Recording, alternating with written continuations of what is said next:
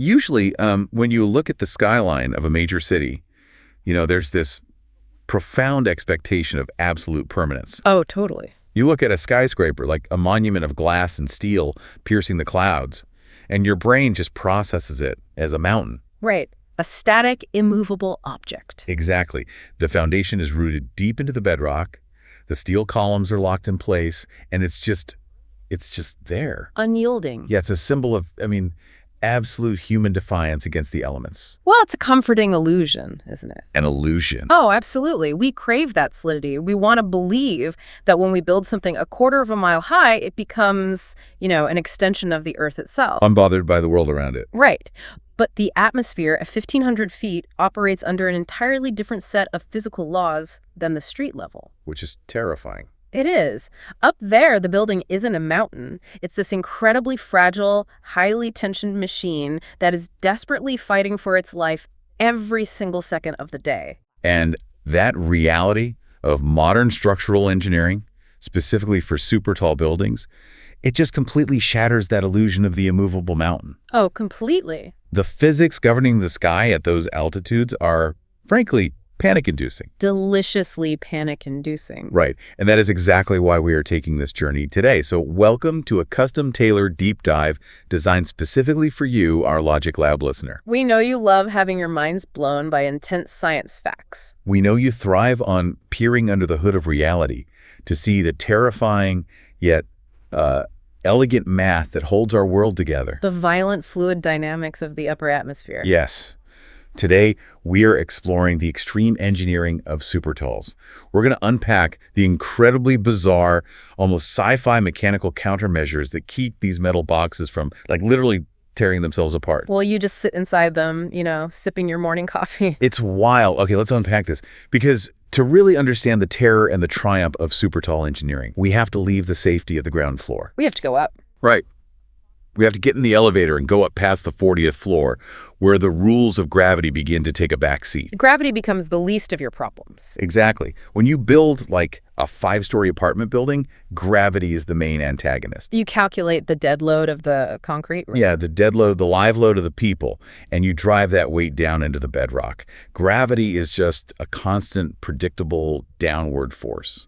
It's an absolute known variable. It's manageable. But when you push past 40, 50, 80 stories. You are no longer just fighting the earth pulling you down. You are fighting the sky trying to rip you sideways. Sideways. Yes. We have to view the atmosphere for what it actually is in fluid dynamics.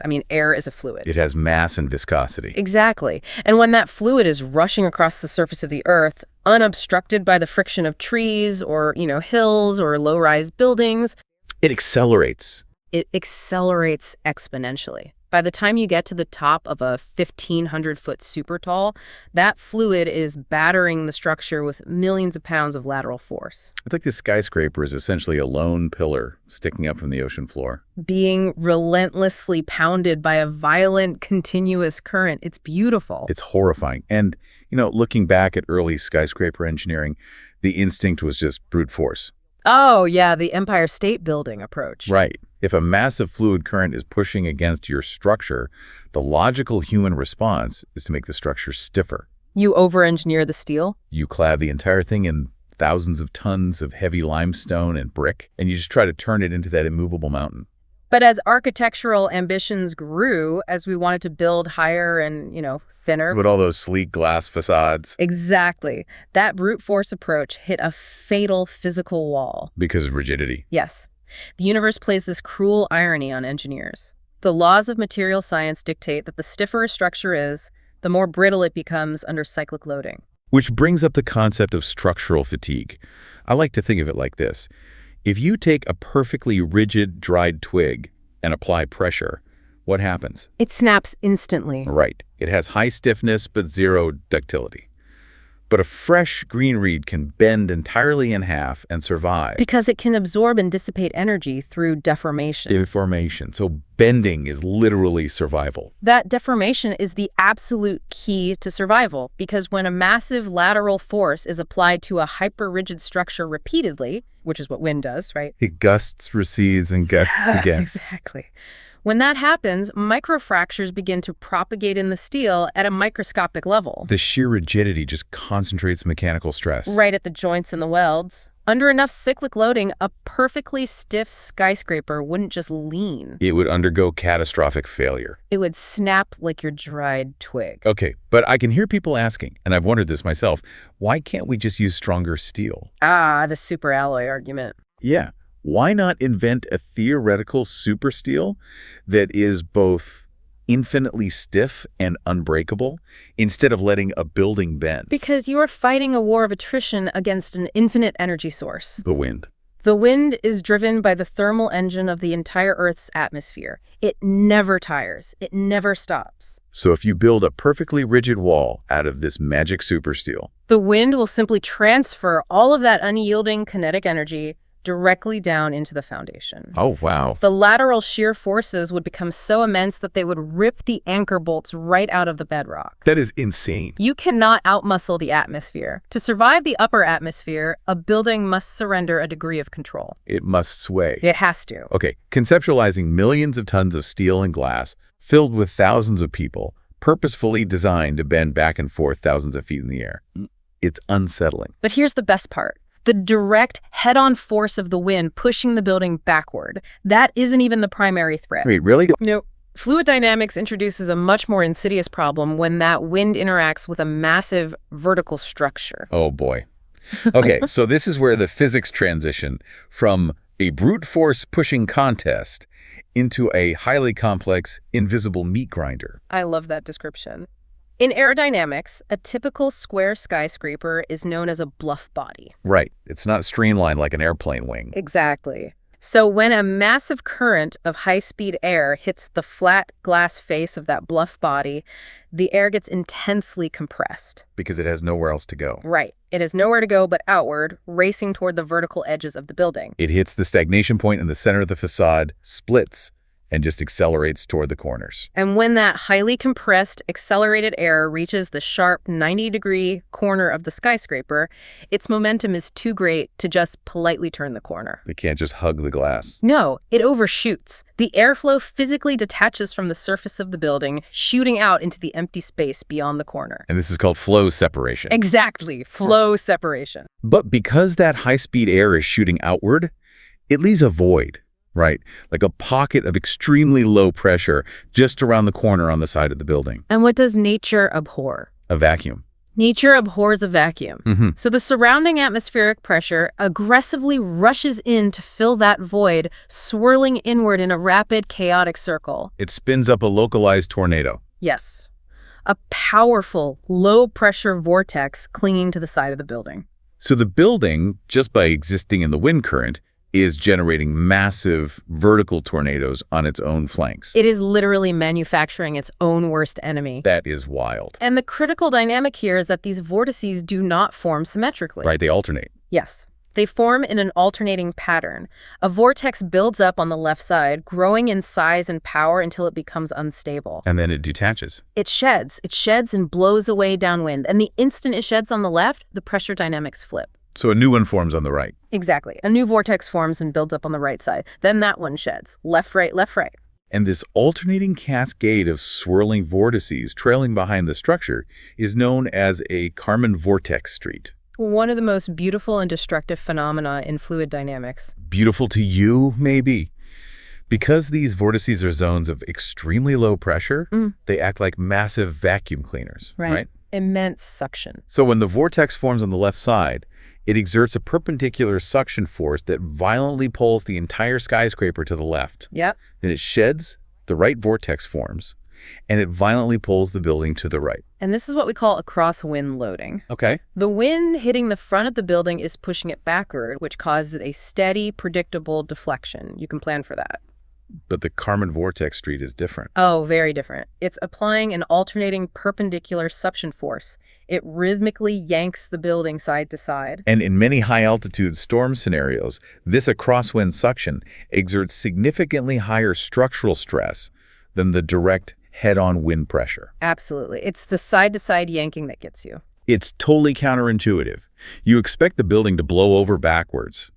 But instead, the wind is splitting, wrapping around the corners, and shaking the structure laterally. Shaking it like a rag doll. The real danger isn't the force itself, it's the rhythm. The rhythm is everything. The wind is essentially picking a lock by using these alternating vacuums to bypass the building's frontal strength. Which plunges us straight into the mathematical terror of natural frequencies. The tuning fork of doom. Exactly. If the wind's alternating vortices provide the rhythm, the building itself is the instrument. Because a skyscraper is fundamentally a massive inverted pendulum. We took a mass that naturally wants to hang downward, flipped it upside down, anchored the bottom, and expected it to remain perfectly still. Which is physically impossible. Right. Every physical object in the universe has a natural frequency, a specific rate at which it wants to vibrate when disturbed. Like plucking a taut steel cable. It vibrates at a specific frequency. So when you hit a 100-story skyscraper with a gust of wind, it sways back and forth at its own predetermined rhythm. Depending on its mass and stiffness. Exactly. It might take exactly 7 seconds to complete one full sway from left to right and back again. So that 7-second cycle is its natural frequency. Yeah. Okay, so the building is swaying at its natural frequency. Meanwhile, out in the atmosphere, the Kármán vortex street is generating those low-pressure vacuums. Pulling left, right, left, right. The nightmare scenario for a structural engineer is when the timing of those two entirely separate rhythms aligns. Oh, that is the ultimate nightmare. That alignment triggers resonance. Resonance. Yes. If the vortex pulls the building to the left at the exact microscopic fraction of a second that the building naturally wants to sway to the left. Oh, no. And then the right vortex pulls it to the right just as the building naturally begins its return swing. The forces compound. It's the playground swing principle. Exactly, the playground swing. If you push a child on a swing at random intervals, you disrupt their momentum. They don't go very high. Right. But if you push them at the exact peak of their backward arc, synchronized perfectly with their natural pendulum swing, every single push injects new energy into the system. The arc gets higher and higher. When the frequency of the external force, the vortex shedding, matches the natural frequency of the structure, you achieve a state of resonance. And that's bad. It is arguably the most destructive phenomenon in structural mechanics. It is a runaway train of kinetic energy. Okay, let's look at the math behind this because it's actually pretty straightforward. The equation for natural frequency is F equals 1 over 2 pi times the square root of K over M. The elegance of that equation is its simplicity, despite the terrifying implications. Right. So F is the natural frequency. And the variables that dictate that frequency are K, which is the structural stiffness, and M, the total mass of the building. So the stiffness, like the thickness of the core walls, the rigidity of the steel outriggers, is the numerator, K. Yes. And the heavier the mass, the denominator, M, the slower the building sways. Here's where it gets really interesting. This means if an engineer calculates that a proposed building's natural frequency will hit resonance with the predominant wind speeds in a specific city. They only have 2 mathematical levers to pull. Change the stiffness TRM or change the mass M. You either have to inject a colossal amount of reinforced concrete and cross-bracing to spike the stiffness, which makes the building vibrate faster. Or you have to drastically alter the total weight, which makes it sway slower. Right. You mathematically tune the skyscraper so its natural rhythm sits outside the frequency of the vortex shedding. But wait, altering the mass or the stiffness to change the frequency doesn't eliminate the wind? No, it does not. It just changes which wind speed will trigger resonance. You're just moving the target. You are absolutely just moving the target. If you tune the building to avoid resonance during a 60-mile-per-hour windstorm, what happens when a once-in-a-century typhoon hits with sustained winds of 95 miles per hour? The wind speed changes the shedding frequency of the vortices. Exactly. So how do you plan for that? Well, you've hit on the exact statistical gamble of structural engineering. A gamble. With skyscrapers. Yes. You use decades of meteorological data to design the building so its resonating frequency requires a wind speed that statistically only occurs once every 1,000 years. But climate patterns are shifting. The statistical models are becoming less reliable. That is the terrifying reality we are currently facing. Man, if a modern supertall were to actually succumb to resonance, the outcome is apocalyptic. The building acts like a giant inverted tuning fork. The sway doesn't just hold steady, it amplifies with every single alternating gust. A structure designed to flex perhaps 18 inches at the top suddenly begins traveling 3 feet, Then 4 feet. then 6 feet in each direction. The material strain would be catastrophic. The internal friction of the bending steel lattice would generate immense heat. The cyclic stress on the welds, the shear plates, the bolted connections. They would rapidly exceed their fatigue limits. The structure would literally begin to tear itself apart at the joints. But even long before catastrophic failure, the human element becomes a complete nightmare. Oh, the human comfort factor. Right, because it's not just the total distance of the sway that affects people, it's the acceleration. Yes. As the building whips from one extreme to the other, the human vestibular system, the inner ear, is subjected to prolonged, low-frequency acceleration. Human comfort criteria in super talls are measured in milligis. Tiny, tiny fractions of gravity. Because the visual cues inside an office, like, the floor, the desk, the walls, they tell your brain you are perfectly stationary. But your inner ear feels the building accelerating and decelerating through its sway arc. That sensory mismatch triggers violent motion sickness. You would have occupants on the 90th floor physically incapacitated, Crawling on the carpets. completely unable to stand while the structural skeleton of the building groans around them. My palms are sweating just thinking about that. It's a scenario that demands an intervention long before the wind reaches the structural frame. Exactly. If we can't easily manipulate the K&M variables in our equation to account for every possible storm, the only option left is to manipulate the fluid dynamics of the sky itself, We have to disrupt the wind before it can form those alternating vacuums. which introduces aerodynamic architecture. One of my favorite topics. This is where the aesthetic shape of a skyscraper transcends art and becomes a literal survival mechanism. The entire goal is to disrupt the Kármán vortex street. If we can prevent the wind from forming organized rhythmic vortices, we starve the residents of its energy source. We have to purposefully confuse the wind. Confusing the wind, I love that phrasing. Instead of presenting a massive, uniform, bluff body to the current, architects deploy an arsenal of structural shapes. Let's look at the first major strategy: tapering and setbacks. Okay, the prime example here has to be the tallest building on Earth, the Burj Khalifa in Dubai. The Burj Khalifa is an absolute triumph of aerodynamic disruption. It really is. Instead of rising as a uniform monolithic block, its profile is composed of tiered, spiraling setbacks. It aggressively tapers as it rises, but in a totally asymmetrical pattern. And the mechanism of action relies on the fact that the width of the building's face dictates the size and the frequency of the vortices shedding off of it. Right? Exactly. A wide, bulky base sheds slow, massive vortices. While a narrow, needle-like spire sheds smaller, highly rapid vortices. So by constantly shifting the width of the structure at different elevations, the engineers guarantee that the vortices shedding off the 40th floor are oscillating at a completely different rhythm than the vortices shedding off the 100th floor. Oh, that's brilliant. The wind is desperately trying to lock onto the building's natural frequency. But the building is presenting a dozen different aerodynamic profiles simultaneously. So the shedding forces become chaotic. Disorganized. And they end up canceling each other out rather than unifying into a singular resonant force. It's aerodynamic camouflage. The wind just can't get a rhythmic grip on the changing geometry. It's like trying to catch a greased pig. Haha, exactly. So the second strategy focuses on the corners themselves. Sharp, 90-degree corners are the catalyst for flow separation. Right. They cause the wind to overshoot. So buildings like Taipei 101 utilize softened or chamfered corners. Taipei 101 has a very distinct tiered profile, resembling stacked pagoda boxes. But the crucial detail is at the absolute edges of those boxes. They are not sharp angles, they are deeply notched chamfered. And by cutting a notch into the corner, or, rounding it off, you alter the trajectory of the compressed air racing across the glass. You are giving the fluid current a transition ramp rather than a cliff edge. You delay the flow separation. Exactly.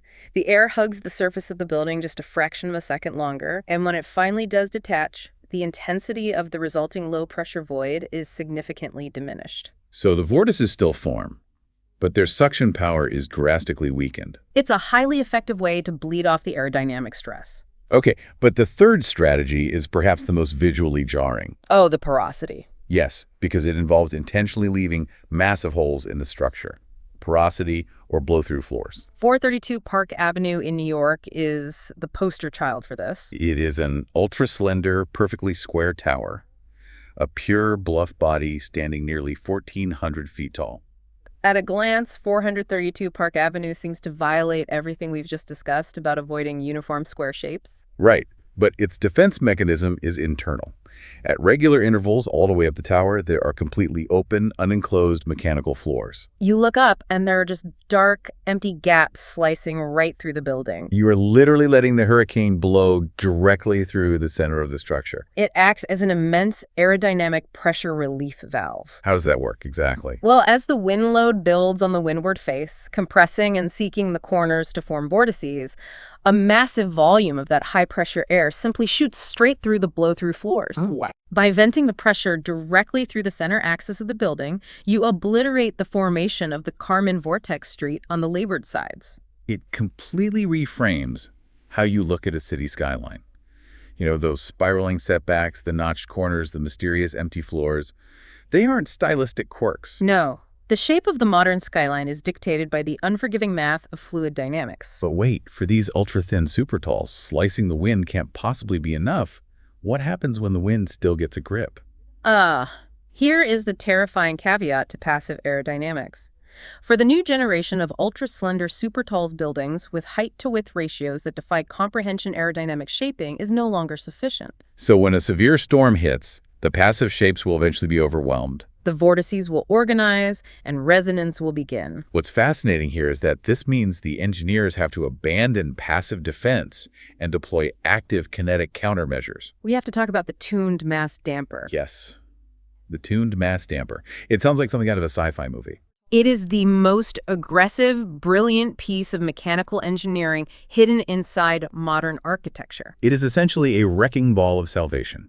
A massive, multi-ton pendulum suspended in the upper reaches of the skyscraper, specifically designed to forcefully counteract the movement of the building. Let's break down the mechanics of this system because it relies on harnessing the very physics that are trying to destroy the building. Okay, let's start with the inertial mass itself, because this isn't some small counterweight. No, we are talking about a solid block of concrete or a sphere of welded steel plates weighing anywhere from 300 to over 1,000 tons. A 1,000-ton mass suspended freely in the air. Usually taking up several stories inside the mechanical penthouse, it generally represents about 1 to 2% of the total mass of the entire structure. This colossal mass is suspended by an array of incredibly thick, high-tensile steel cables, allowing it to swing like a pendulum. Right.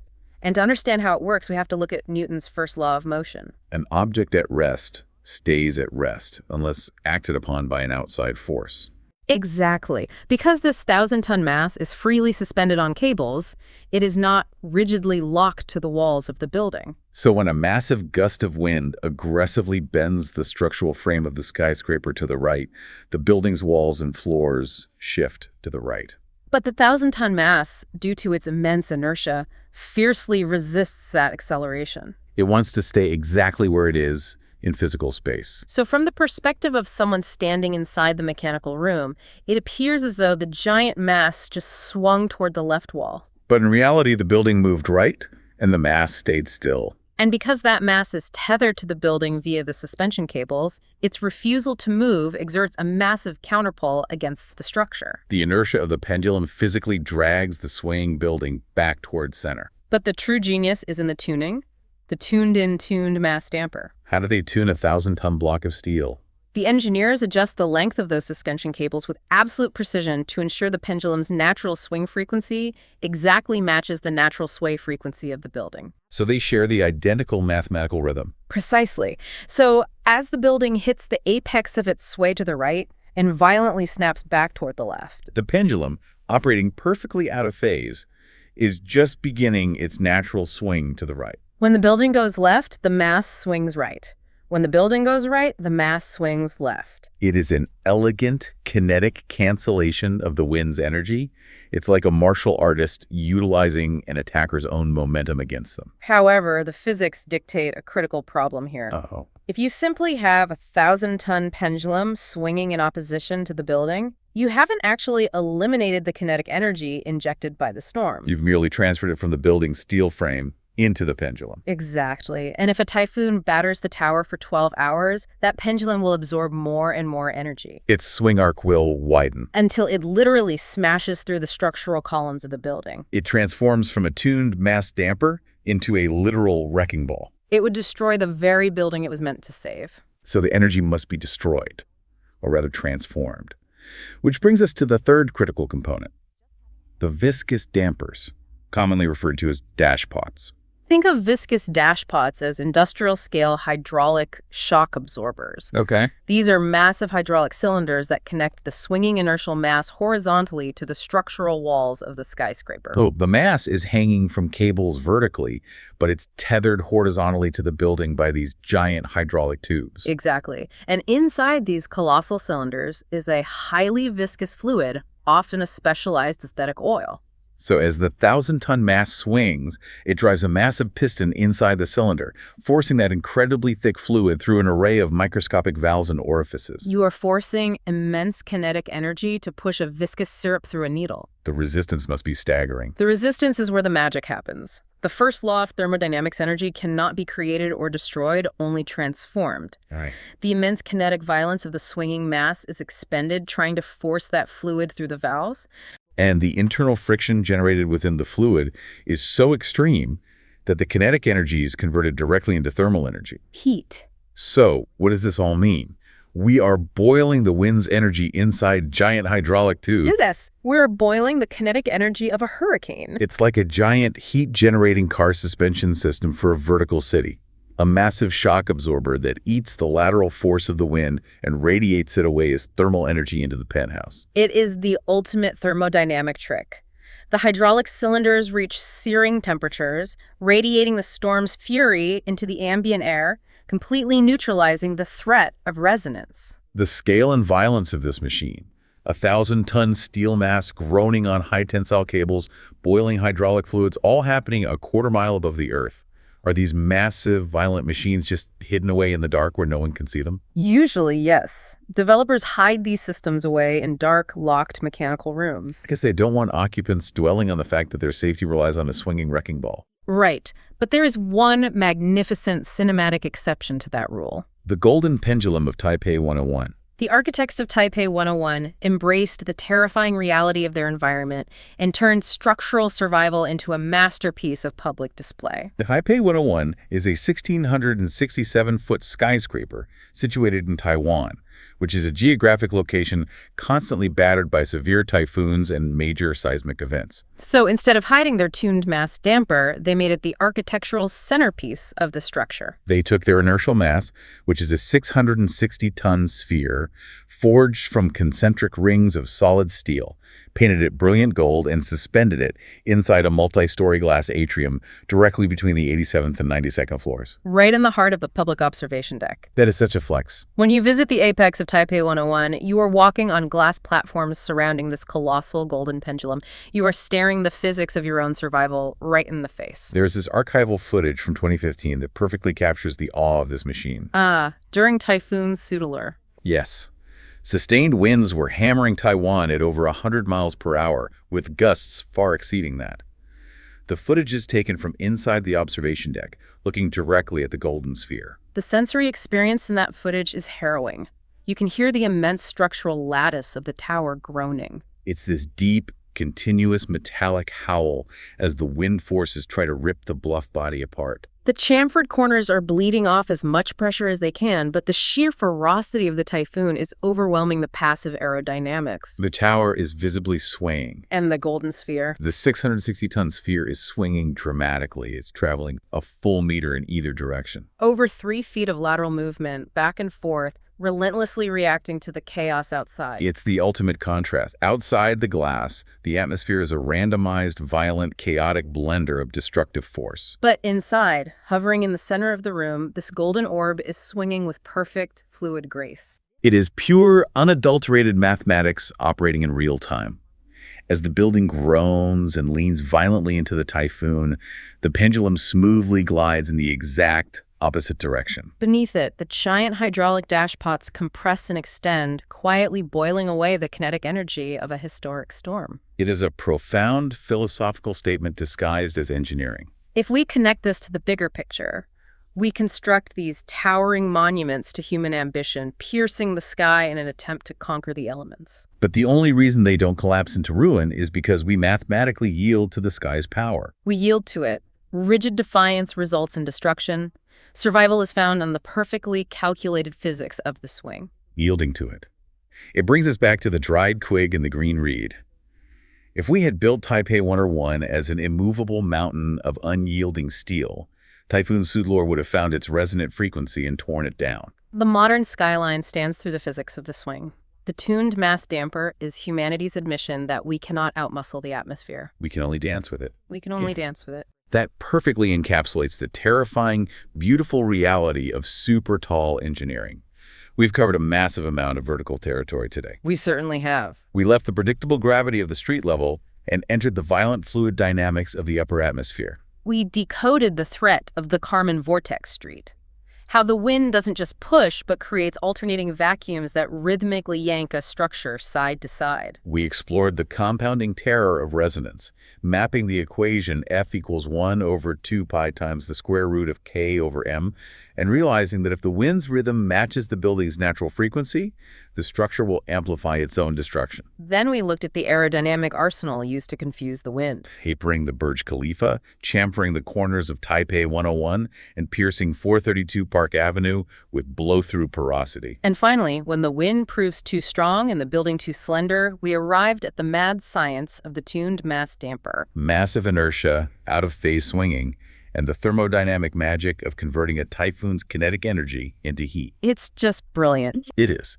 But before we sign off, I want to leave you, our Logic Lab listener, with a final provocative thought. Oh, this is a good one. The mechanisms we explore today, even the magnificent golden sphere of Taipei 101, are fundamentally passive systems. Right, they rely on the natural laws of inertia and a predetermined mathematical tuning. But we are moving into an era of extreme climate volatility.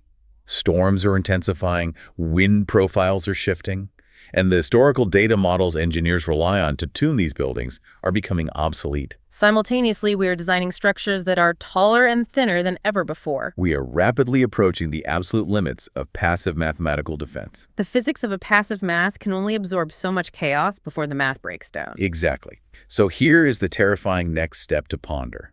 Will the next generation of supertalls require fully active, artificial intelligence-driven dampening systems? Active AI dampeners. Imagine stripping away the passive cables and replacing them with a motorized robotic mass. An AI core hooked into thousands of microsensors across the building's facade. Reading the shifting atmospheric pressure in milliseconds.